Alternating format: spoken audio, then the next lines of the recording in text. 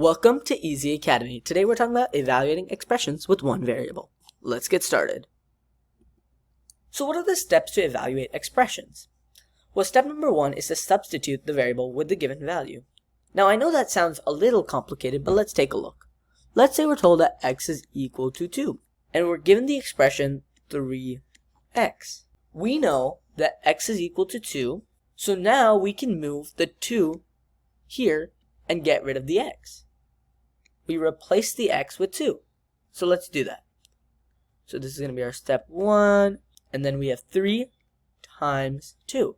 3 times 2, or you can write it, if that makes it easier, 3 times 2.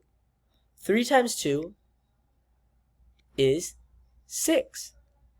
So that's our second step, which is to solve the expression. So plugging in is our first step, which we do here. Let me color code it actually, that might make it easier. If this is our first step, we did our first step right here. We said that 3 times 2 is our expression. And then here, we did our second step, which was to evaluate or solve, which we solved 3 times 2, which is 6. So let's try some example problems. Evaluate 2x minus 5 for x equals 6. So we're given two important pieces of information that we have to remember. 2x minus 5 and x equals 6. Okay? So you can write it out like how I've written it out right here, right? Sometimes it makes it easier when you're looking at it and you've written it down. So let's go step by step. So what's our first step? Our first step was to substitute. So now let's do that. We're told that x is equal to 6, and we have an x right here, so we can replace x with 6. 2 times 6 minus 5 is our expression. Now that we've plugged everything in, we can solve it.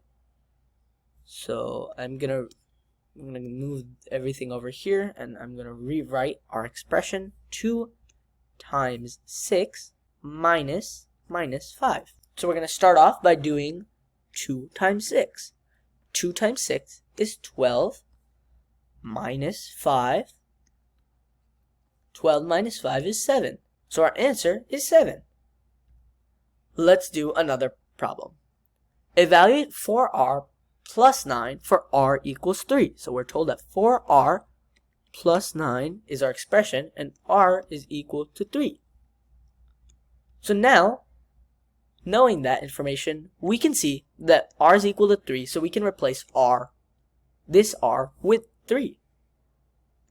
So let's do our first step, which is going to be 4r, so r is 3 plus 9, and then we can solve it. So let me rewrite it over here. 4 times 3 plus 9 plus 9. And we know that 4 times 3 is 12, plus 9 is 21. So our answer is 21. Let's move on to our third example.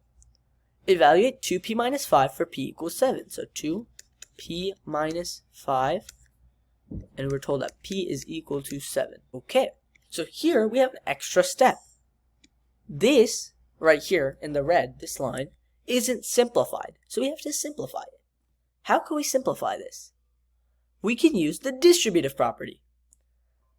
So that would be 2 goes into the p and 2 goes into the negative 5. Remember, we have the negative here, so we have to take that as well.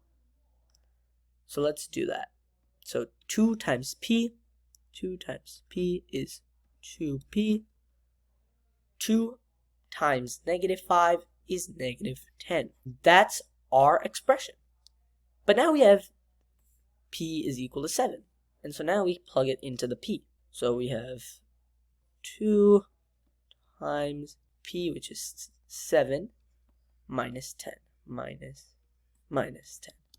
So that's our step 1 complete. And now we can do step 2 over here. So I'm just going to rewrite it as 2 times 7 minus. So 2 times 7 is 14.